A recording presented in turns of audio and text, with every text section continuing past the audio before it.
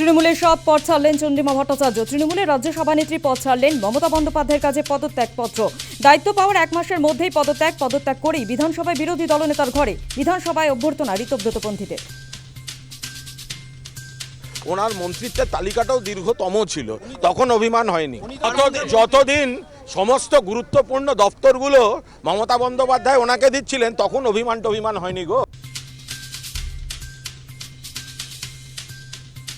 বিধানসভায় নথি জমা দিতে এসেছিলাম, বিধানসভায় এলো তো বিরোধীদের ঘরেই বসবো। তৃণমূল ভবন দখল নিয়ে তৃণমূল নেত্রীর ফোনেই মর্মাহত হয়েছি। আমার সঙ্গে কথা বলে বাজেট হতো না। পদ ছেড়ে বিস্ফোরক চন্দ্রিমা। যান, যে বিজেপিতে গিয়ে জয়েন করুন, আমাদের কোনো আপত্তি নেই। তবুও বুঝবো আপনারা বিজেপিতে চলে গেছেন। বিজেপিতে থেকে দল ভাঙার চক্রান্ত ভাবেন কি যে আমি মরে গেছি?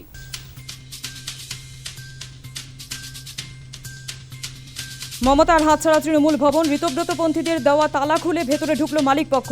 3 ও 4 তলা সংস্কারের জন্য ঢুকলো মালিকপক্ষ। পার্টি অফিসের দখল নিয়ে তৃণমূলের ধুন্ধুমার। ভবনের 2 নম্বর গেটে 2টি গেটে তৃণমূলের ফ্লেক্স। অশান্তি এড়াতে কেন্দ্রীয় বাহিনী পুলিশ পিকেট। স্কুল শিক্ষক বরুণ বিশ্বাসের খুনের 14 বছর পার। এবার মুখ্যমন্ত্রী জনতার দরবারে নিহত বরুণ বিশ্বাসের পরিবার। 2012 সালে খুন প্রতিবাদী স্কুল শিক্ষক জ্যোতিপ্রিয় মল্লিকের বিরুদ্ধে অভিযোগ। প্রকৃত দোষীদের বিচারের আশায় মুখ্যমন্ত্রী দ্বারস্থ। স্ক্যানারে দেবরাজ চক্রবর্তী ঘনিষ্ঠরা। আজই 3 জন কাউন্সিলরকে বাগুইআটি থানায় তলব। বিধাননগর পুর নিগমের 3 জন কাউন্সিলর মানস মুখোপাধ্যায়, বিনু মণ্ডল, সুশোভন মণ্ডলকে তলব। একাধিক তথ্য জানতে চেয়ে তলব কাউন্সিলরদের। উস্কানিমূলক মন্তব্যে 4 ঘণ্টা জিজ্ঞাসাবাদ হুমায়ুন কবিরকে। রেজিনগর থানায় জিজ্ঞাসাবাদ বিধায়ককে। সকাল 11টা 25 মিনিটে রেজিনগর থানায় ঢোকেন হুমায়ুন। শুক্রবার শক্তিনগর থানায় হাজিরা এড়ান হুমায়ুন কবির।